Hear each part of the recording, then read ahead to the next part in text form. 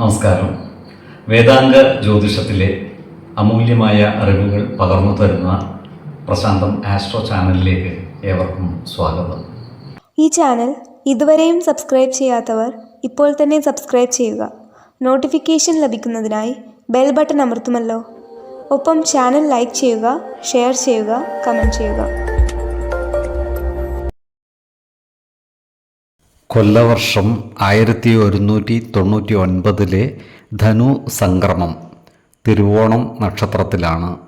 ധനു 1-ാം തീയതിയിലെ ഗ്രഹനില അനുസരിച്ച് മേടം രാശിയിൽ സർവേശ്വരകാരകനായ വ്യാഴവും, എടവത്തിൽ ഗുളികനും, കന്നിരാശിയിൽ കേതുവും, തുലാം രാശിയിൽ ശുക്രനും, വൃശ്ചികത്തിൽ കുജനും, ധനുരാശിയിൽ ആദിത്യനും ബുധനും, മകരത്തിൽ ചന്ദ്രനും, കുംഭം രാശിയിൽ ശനിയും, മീനത്തിൽ രാഹുവും സ്ഥിതി ചെയ്യുന്നു.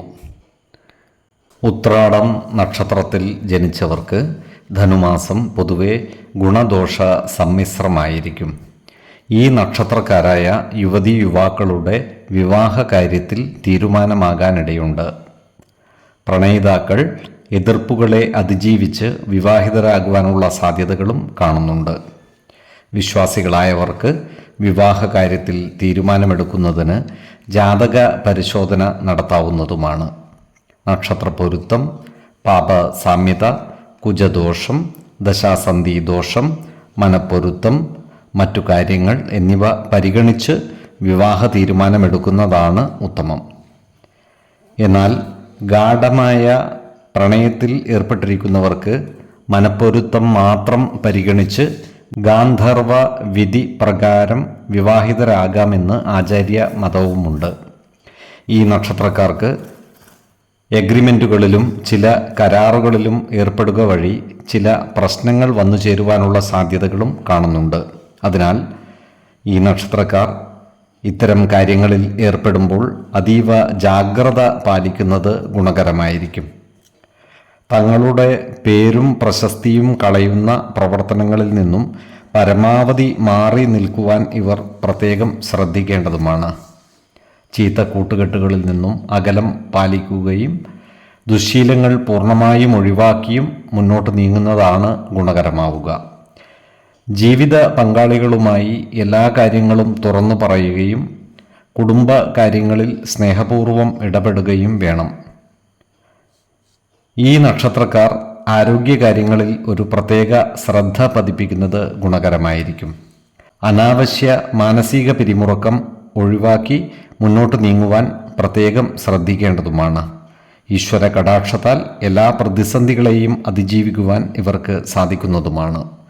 1, 15, 28 തീയതികൾ അനുകൂലമാണ്. തിരുവോണം നക്ഷത്രത്തിൽ ജനിച്ചവർക്ക് ധനുമാസം പൊതുവെ ഗുണഫലങ്ങൾ കൂടിയിരിക്കും.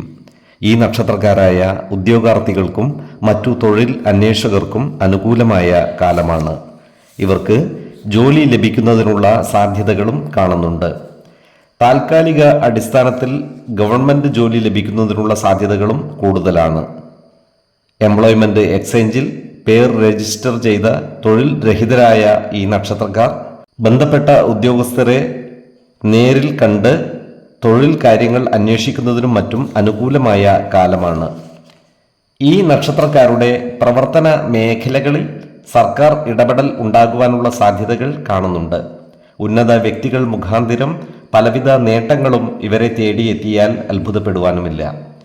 നികുതിയുമായി ബന്ധപ്പെട്ട കാര്യങ്ങൾക്ക് അന്വേഷണ വിധേയരാകുവാനുള്ള സാധ്യതകളും കാണുന്നുണ്ട്. അതിനാൽ നികുതികൾ കൃത്യമായി അടച്ച് രശീത് കൈപ്പറ്റുവാൻ പ്രത്യേകം ശ്രദ്ധിക്കേണ്ടതുമാണ്. ഈ നക്ഷത്രക്കാരുടെ ജോലിസ്ഥലത്ത് കാര്യങ്ങൾ അനുകൂലമായിരിക്കും.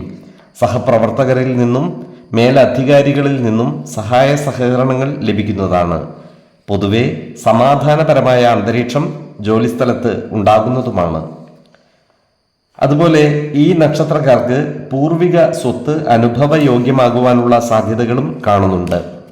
അതിനാൽ നിയമപരമായി അവകാശമുള്ള പൂർവിക സ്വത്തുവകകൾ നേടിയെടുക്കുന്നതിനായി പരിശ്രമിക്കാവുന്നതുമാണ്. 2, 14, 27 തീയതികൾ അനുകൂലമാണ്. അവിട്ടം നക്ഷത്രത്തിൽ ജനിച്ചവർക്ക് ധനുമാസം പൊതുവെ ഗുണഫലങ്ങൾ കൂടിയിരിക്കും. ഈ നക്ഷത്രക്കാർക്ക് കർമ്മ മേഖലയിൽ കാര്യങ്ങൾ അനുകൂലമായി വരുന്നതാണ്. ജോലിയിൽ ഉയർന്ന പദവിയും പുതിയ അധികാരങ്ങളും ലഭിക്കുവാനിടയുണ്ട്.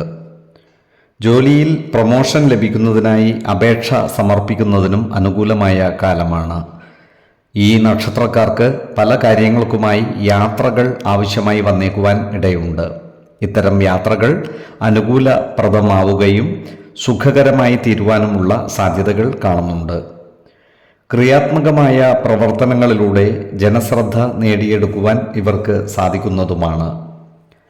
രാഷ്ട്രീയ പ്രവർത്തകരായിട്ടുള്ള ഈ നക്ഷത്രക്കാർക്ക് കാര്യങ്ങൾ അനുകൂലമാണ്. ഇവർക്ക് നേതൃസ്ഥാനത്തേക്ക് ഉയർന്നു വരുവാൻ സാധിക്കുന്നതുമാണ്. ഈ നക്ഷത്രക്കാർ നിരാലംബരുടെയും നിസ്സഹായരുടെയും ക്ഷേമകാര്യത്തിനായി പ്രവർത്തിക്കുന്നതായി കാണാം. ഇത്തരം പ്രവർത്തനങ്ങളിലൂടെ സമൂഹ മനസ്സിൻ്റെ ഇഷ്ടം നേടിയെടുക്കുവാൻ ഇവർക്ക് സാധിക്കുന്നതുമാണ്. ഈ നക്ഷത്രക്കാർക്ക് ഭക്ഷ്യ വിഷബാധയും മറ്റും ഏൽക്കുവാനിടയുണ്ട്. അതിനാൽ പുറത്തുനിന്നും ഭക്ഷണം കഴിക്കുമ്പോൾ അതീവ ജാഗ്രത പാലിക്കുന്നത് ഗുണകരമായിരിക്കും. അതുപോലെ വിഷജന്തുക്കളിൽ നിന്നുള്ള കടിയേൽക്കാതിരിക്കാൻ പ്രത്യേകം ശ്രദ്ധിക്കുകയും വേണം. രാത്രികാലങ്ങളിൽ സഞ്ചരിക്കുമ്പോൾ വെളിച്ചം കരുതുകയും യാത്രാ സുരക്ഷിതത്വം ഉറപ്പുവരുത്തുകയും വേണം. ഈശ്വര കടാക്ഷത്താൽ എല്ലാ പ്രതിസന്ധികളെയും അതിജീവിക്കുവാൻ ഇവർക്ക് സാധിക്കുന്നതുമാണ്. 5, 16, 27 തീയതികൾ അനുകൂലമാണ്. ചതയം നക്ഷത്രത്തിൽ ജനിച്ചവർക്ക് ധനുമാസം പൊതുവെ ഗുണഫലങ്ങൾ കൂടിയിരിക്കും. ഈ നക്ഷത്രക്കാരായ ഉദ്യോഗാർത്ഥികൾക്കും മറ്റു തൊഴിൽ അന്വേഷകർക്കും അനുകൂല കാലമാണ്.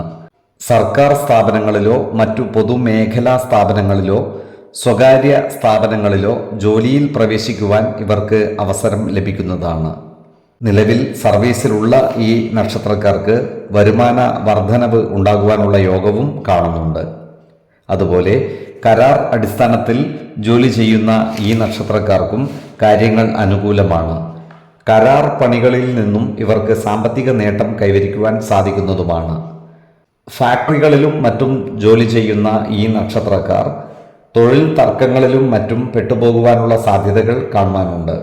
അതിനാൽ ഇത്തരം തൊഴിലാളികൾ തൊഴിലിടങ്ങളിൽ എല്ലാവരോടും നല്ല രീതിയിൽ പെരുമാറുകയും എല്ലാവരുടെയും ഇഷ്ടം നേടിയെടുക്കുവാൻ പരമാവധി പരിശ്രമിക്കുകയും വേണം.